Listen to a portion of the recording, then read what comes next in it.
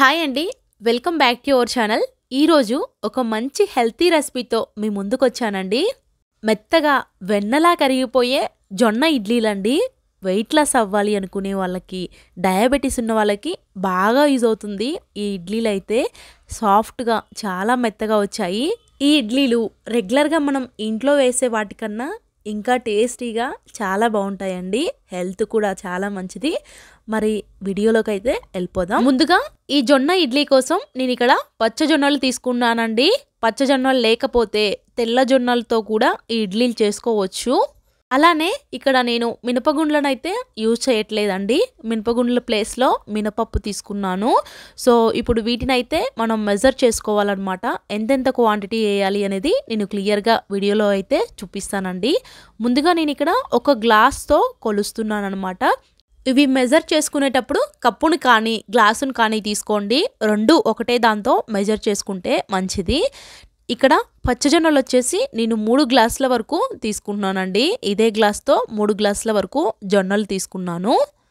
ఒకవేళ జొన్నలు కానీ లేకపోతే జొన్న రవ్వతో కూడా ఈ ఇడ్లీలు ప్రిపేర్ చేసుకోవచ్చండి. జొన్న రవ్వ సూపర్ మార్కెట్లలో అయితే దొరుకుతుంది. రవ్వని కూడా యూజ్ చేయొచ్చు. ఇక్కడ జొన్నలు వచ్చేసి 3 గ్లాసుల వరకు తీసుకున్నాను.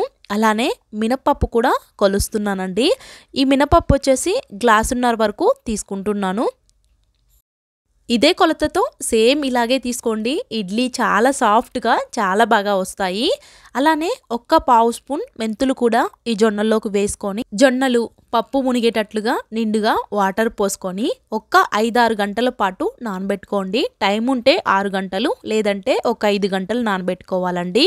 ఇలా నిండుగా నీళ్లు పోసుకొని వీటిని 6 గంటల పాటు నేనైతే ఇక్కడ నానబెట్టుకున్నానండి. 6 గంటల తర్వాత పప్పుని జొన్నలని బాగా క్లీన్ చేసుకోండి. మినపప్పునైతే నేను ఒక 5-6 సార్ల వరకు బాగా కడిగాను. పప్పులో మరీ పొట్టు తీయాల్సిన అవసరం లేదు. లైట్గా ఇలా ఉంటే సరిపోతుంది. అలానే జొన్నల్ని కూడా ఒక 2-3 సార్ల వరకు బాగా కడిగాను. పప్పుని జొన్నల్ని కడిగిన తర్వాత వీటిలో ఏమైనా రాళ్ళు కానీ ఉంటే లాస్ట్లో గాలిచ్చుకుంటే మనకు నీట్గా క్లీన్ అవుతాయండి.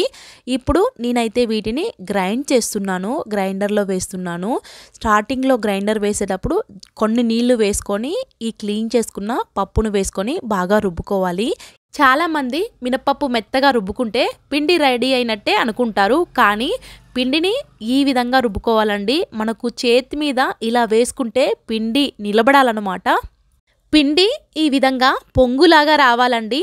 పాల మీద నురగ ఎలా ఉంటుందో అలా రావాలి. ఇలా ఉంటేనే ఇడ్లీ సాఫ్ట్గా వస్తుంది. కంపల్సరిగా గుర్తుపెట్టుకోండి, పిండి తోడేటప్పుడు ఈ విధంగా చేతిలో నిలబడాలి. అప్పుడే ఉదయానికి ఇడ్లీ సాఫ్ట్గా వస్తాయండి. ఇక్కడ పిండిని అయితే తీస్తున్నాను. ఇందులోనే కొన్ని వాటర్ పోసుకొని ముందు కడిగి పెట్టుకున్నాం కదా, ఈ జొన్నల్ని కూడా సపరేట్గా గ్రైండ్ చేసుకోవాలి. ముందు ఈ మినప్పిండి గ్రైండ్ చేసుకున్న తర్వాత ఈ రవ్వను కూడా వేసుకొని రవ్వని మరీ మెత్తగా గ్రైండ్ చేయాల్సిన అవసరం లేదు. లైట్గా మనకు ఇడ్లీ రవ్వ ఎలా ఉంటుందో ఆ విధంగా ఉంటే సరిపోతుంది.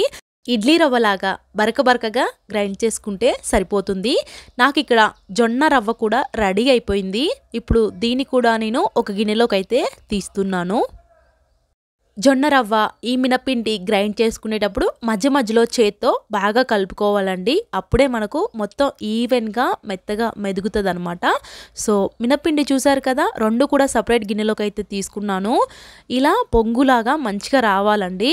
ఈ జొన్న రవ్వ కూడా చూసారు కదా, లైట్గా బరకగా ఉండేలాగా చూసుకోండి. ఇప్పుడు ఈ రెండింటిని కూడా ఒక గిన్నెలోకి వేసుకొని చేత్తోనే బాగా కలుపుకోవాలండి. ఒక 2-3 నిమిషాల పాటు ఈ విధంగా మొత్తం పిండిలోకి రవ్వ కలిసే విధంగా బాగా కలుపుకోవాలి. సో చూసారు కదా, ఇప్పుడు దీన్ని మూత పెట్టుకొని అలానే పక్కన పెట్టుకోనండి. నేను ఇక్కడ ఎర్లీ మార్నింగ్ ఇడ్లీ అయితే ప్రిపేర్ చేస్తున్నాను. ఇప్పుడు ఈ పిండి చూసారు కదా, ఇందులోకి టేస్ట్కి సరిపడా సాల్ట్ని అయితే వేసేసుకోండి. పిండి కొంచెం తిక్కుగా ఉంది కాబట్టి కొన్ని వాటర్ని అయితే యాడ్ చేస్తున్నాను. వాటర్ వేసుకొని మళ్ళొక్కసారి బాగా కలుపుకోండి. సాల్ట్ మనకు మొత్తం బాగా కలిసే వరకు కలుపుకొని ఇడ్లీని ప్రిపేర్ చేసుకోవాలి. సో నేను ఇక్కడ ఇడ్లీ ప్లేట్స్కి లైట్గా ఆయిల్ అయితే అప్లై చేస్తున్నాను. సో ఆయిల్ని అప్లై చేసుకొని ప్రిపేర్ చేసుకున్న పిండిని ఇడ్లీ ప్లేట్స్లోకి ట్రాన్స్ఫర్ చేసుకోండి. ఇలా మీరు ఎన్ని ప్లేట్లు అయితే వేసుకుంటారో అన్ని ప్లేట్లకి చక్కగా ఆయిల్ని లైట్గా అప్లై చేసుకొని పిండిని అయితే ఇలా పెట్టుకోండి. ప్లేట్స్కి ఆయిల్ రాయడం ఇష్టం లేకపోతే ప్లేట్స్ని లైట్గా వాటర్లో తడుపుకొని పిండిని వేసుకొని ఇడ్లీలు అయితే ఉడికించుకోవచ్చు. సో నేను ఇక్కడ ముందుగా పాత్రలో వాటర్ పోసుకొని 1 నిమిషం హీట్ అయిన తర్వాత ఇలా ప్లేట్స్ పెట్టుకొని ఉడికించుకున్నాను. ఇడ్లీ వచ్చేసి 2 నిమిషాలు హై ఫ్లేమ్లో, ఒక 5 నిమిషాలు మీడియం ఫ్లేమ్లో ఉడికించుకుంటే సరిపోతుంది. ఇడ్లీలు అయితే చాలా సాఫ్ట్గా వచ్చాయండి. ఇప్పుడు ఇడ్లీలన్నీ కూడా మంచిగా ప్లేట్లోకి వేసి చూపిస్తున్నాను. ఈ జొన్న ఇడ్లీలోకి మంచిగా పల్లీ చట్నీ చేసుకుంటే టేస్ట్ అయితే చాలా చాలా బాగుంటుంది. ఈ రెండింటి కాంబినేషన్. మీరు కూడా ఒక్కసారి ఈ సాఫ్ట్ ఇడ్లీని ఇదే కొలతలతో ట్రై చేయండి. టేస్ట్ చాలా బాగుంటాయి. ఒక్కసారి ఈ ఇడ్లీకి అలవాటైతే మామూలుగా రెగ్యులర్ ఇడ్లీ అయితే అస్సలు తినము.